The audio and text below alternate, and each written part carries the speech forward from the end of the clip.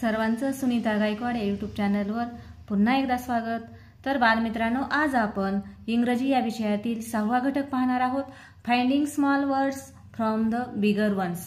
म्हणजेच मोठ्या शब्दातून छोटा शब्द किंवा लहान शब्द शोधणे, तर या घटकाचं नाव आहे। तर या घटकामध्ये आपल्याला काय करायचं आहे, जे मोठे शब्द असतात दिलेले त्यामधून आपल्याला लहान शब्द शोधून काढायचा आहे। तर या प्रकारचे प्रश्न सोडवत असताना तुमच्याकडे शब्दसंपत्ती असणे अत्यंत गरजेचे आहे। जर आपल्याला अर्थपूर्ण शब्दच माहित नसतील तर आपण ते शोधू शकणार नाहीत। त्यामुळे आपल्याकडे शब्दसंपत्ती भरपूर असायला हवी। त्यासाठी बघा, तुम्हाला वेगळं काही करण्याची गरज नाही। तर इयत्ता 1ली पासून ते 4थी पर्यंत तुमचं जे इंग्रजीचं पाठ्यपुस्तक आहे त्यातील शब्द तुम्हाला माहित असायला हवेत, तरच तुम्ही अर्थपूर्ण शब्द शोधून काढू शकणार आहात। तर आता आपण उदाहरणादाखल म्हणजे प्रश्नादाखल पाहूया की नेमकं आपल्याला कसे शब्द शोधायचे आहेत ते। पहा, या ठिकाणी आपल्याला शब्द दिलेला आहे मँगो, MANGO। तर या शब्दामध्ये आपल्याला छोटा शब्द जो लपलेला आहे तो शोधायचा आहे। तर सलग असा पाहायचा आहे, असा बनवायचा नाही, आपल्याला काय करायचं आहे, सलग असा। तर पहा, या ठिकाणी MANGO असा हा शब्द आहे। तर याच्यामध्ये सलग पहा, हा एक शब्द बनतो मॅन, MAN, मॅन हा एक शब्द बनला। आणि त्यानंतर आहे गो, हा एक दुसरा शब्द बनलेला आहे। तर म्हणजेच मँगो या शब्दापासून आपल्याला जे लहान शब्द आहेत ते 2 बनतात, मॅन आणि मँगो। तर अशा पद्धतीने आपल्याला काय करायचं आहे, अशा पद्धतीचे छोटे शब्द तयार होतात, लहान शब्द तयार होतात, ते शोधायचे आहेत।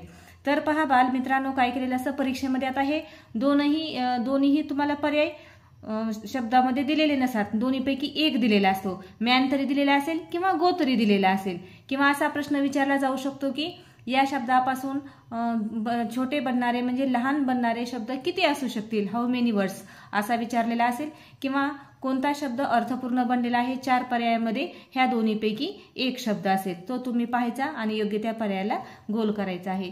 तर आपण आणखीन काही असे मोठ्या शब्दापासून छोटे शब्द कसे बनतात ते पाहू। तर पहा, या ठिकाणी आपल्याला आता पहा, या ठिकाणी आहे लेसन। आता लेसन यापासून आता छोटे शब्द कोणकोणते बनतात, तर पहा, हा एक बनतो LES, आता डबल एस म्हणायचं नाही, LESS। आणि दुसरा शब्द आहे ON, ऑन। तर पहा, असे शब्द सलग असे असणारे शब्द आपण शोधायचे आहेत। तर लेस आणि ऑन हे 2 शब्द बनलेले आहेत। त्यानंतर पिंक, पिंक मध्ये आपल्याला छोटा शब्द शोधायचा आहे, कोणता येईल सांगा बरं, बरोबर आयन, इन म्हणजे मध्ये। आणि अजून एक बनणार आहे, हा एक बनला, आयन इन म्हणजे मध्ये, आणि INK, इंक म्हणजे शाई। तर यापासून सुद्धा असे सलग आहेत बघा, हे पण हा 2 अक्षरी पण सलग आहे आणि हा 3 अक्षरी पण सलग आहे। तर अशा पद्धतीचे आपल्याला शब्द शोधायचे आहेत। काही जण काय करतील, इकडचा लेटर जुळून करतील, तर तसं नाही शोधायचं नाही आपल्याला, तर आपल्याला सलग असा पाहायचा आहे। आता या ठिकाणी आहे एलिफंट, एलिफंट पासून शोधायचं आहे ANT, अँट। तर अशा पद्धतीने तुम्ही काय करायचे आहेत, ह्या मोठ्या शब्दामधले छोटे शब्द असे शोधून ते परीक्षेमध्ये व्यवस्थित प्रश्न सोडवायचे आहेत। यापासून आता कोणता बनतो, लॉक, LOCK। तर अशा पद्धतीने जास्तीत जास्त जेवढे शब्द बनवता येतील बनवायचे, म्हणजे असे सलग शोधायचे आहेत, ते शब्द तुम्ही परीक्षेमध्ये शोधायचे आहेत। आपण पुस्तकातील हा जो व्यवसाय 6वा आहे तो सोडवून घेणार आहोत। तर या ठिकाणी पहा, finding small words from the bigger ones, म्हणजेच मोठ्या शब्दातून लहान शब्द शोधून काढणे। आता आपण जसं पाहिलेलं आहे अगदी त्या पद्धतीनं जशी सूचना या ठिकाणी तुम्हाला दिलेली असेल ती सूचना व्यवस्थित काय करायची आहे, वाचायची आणि त्याप्रमाणे तुम्ही कृती करायची आहे। आता पहा, पहिला क्वेश्चन आहे, प्रश्न पहिला, choose the meaningful word from the given word. हा जो तुम्हाला इथं या ठिकाणी दिलेला आहे, गिव्हन वर्ड म्हणजे दिलेला शब्द, चूज म्हणजे निवडा, द मिनिंगफुल म्हणजे अर्थपूर्ण। ह्या जो शब्द या ठिकाणी तुम्हाला दिलेला आहे त्या शब्दापासून शब्दातील अर्थपूर्ण लपलेला शब्द शोधायचा आहे। म्हणजेच आता हा जो टीचर शब्द आहे TEACHER, तर यामधला तुम्हाला काय करायचं आहे, अर्थपूर्ण शब्द शोधायचे आहेत। तर आता पहा, या ठिकाणी A, B, C आणि D असे तुम्हाला ऑप्शन दिलेले आहेत आणि खाली मग असे पर्याय दिलेले आहेत। तर आता या ठिकाणी पहा, टीचर पासून कोणकोणते शब्द बनतात, पहा बरं, T एक बनतो, TEA हा एक बनलेला आहे। आणि त्यानंतर पहा EACH, पहा EACH, इच म्हणजे प्रत्येक। तर अशा पद्धतीने हे 2 शब्द बनलेले आहेत. तर या ठिकाणी आपण पाहायचं आहे आता ABCD. ए मध्ये दिलेले आहे चेअर. चेअर हा शब्दाचे तर आय पण नाही, त्याच्यामुळे हा बनत नाही.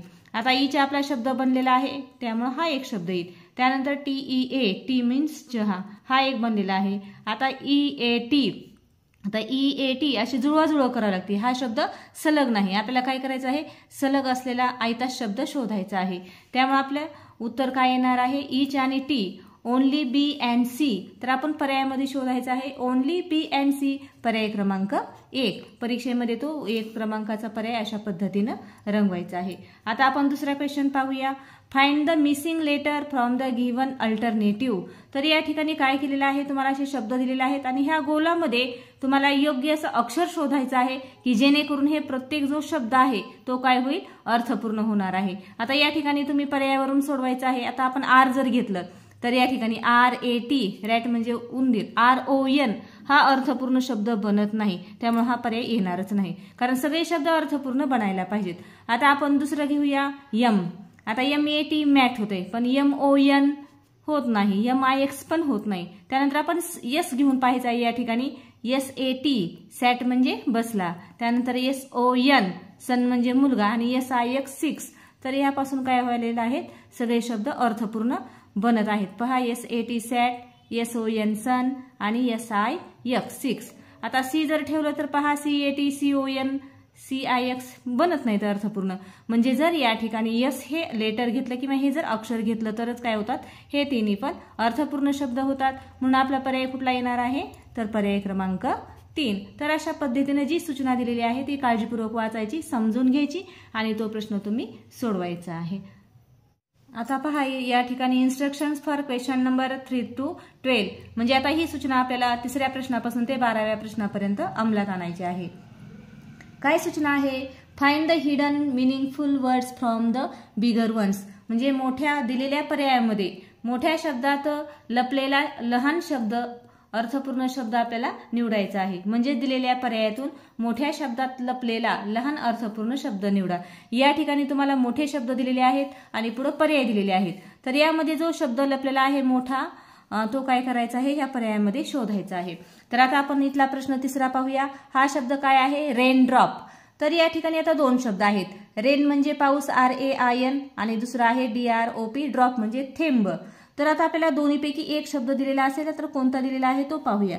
तर या ठिकाणी दिलेला आहे DROP, ड्रॉप, रेन दिलेला नाही. त्यामुळे आपलं उत्तर काय येणार आहे, पर्याय क्रमांक 3. तर अशा पद्धतीने व्यवस्थित सोडवायचा आहे प्रश्न.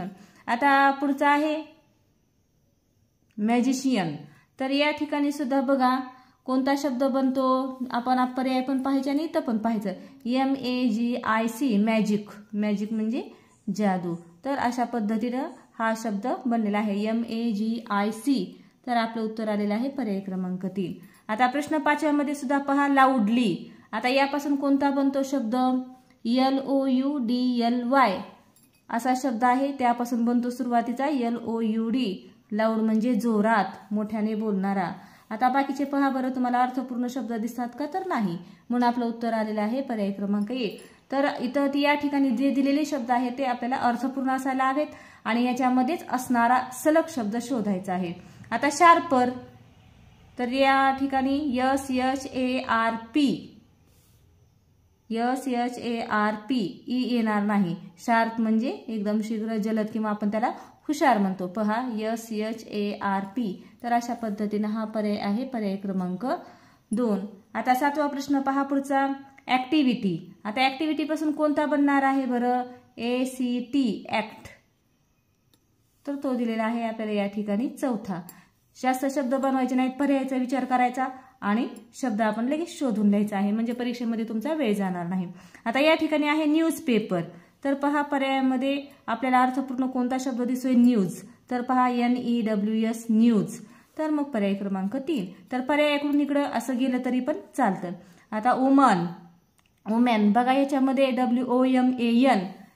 आता या ठिकाणी आपल्याला MAN, मॅन दिलेला आहे. तर या ठिकाणी असा मॅन, MAN, मॅन, पर्याय क्रमांक 4. आता पुढचा शब्द आहे युजफुल, USE, यूज.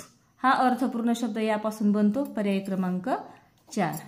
त्यानंतर आहे अप साईड. आता यामध्ये 2 शब्द बनतात, परंतु आपल्याला कोणता दिलेला आहे, अप आणि साईड असे 2 शब्द बनतात, परंतु आपल्याला पर्यायामध्ये कोणता दिलेला आहे तो आपण पाहायचा आहे, अप दिलेला आहे, म्हणून आपलं उत्तर आलेलं आहे पर्याय क्रमांक 1. आता HAND हँड यापासून कोणता बनतो शब्द, AND अँड म्हणजे आणि, पर्याय क्रमांक 3. तर अतिशय सोपा हा भाग असतो, फक्त आपल्याला शब्द माहीत असायला हवेत. जर शब्द माहीत असतील तर यावर येणारे जे प्रश्न असतील परीक्षेमध्ये तुमचा तो एकही चुकणार नाही आणि ह्या घटकावरचे तुम्हाला 100% मार्क्स मिळून जातील. त्यासाठी तुम्ही तुमची शब्दसंपत्ती वाढवायची आहे, शब्द जास्तीत जास्त लक्षात ठेवायचे, पाठ करायचे, म्हणजे या घटकावर येणारे प्रश्न तुमचे चुकणार नाहीत. व्यवस्थित तुम्ही आणखीन एकदा हा स्वाध्याय सोडवायचा आहे, किंवा जे तुमच्या पुस्तकामध्ये मोठे शब्द असतील पाठ्यपुस्तकात ते शब्द घेऊन त्याच्यामधले तुम्ही असे छोटे शब्द शोधायचे आहेत.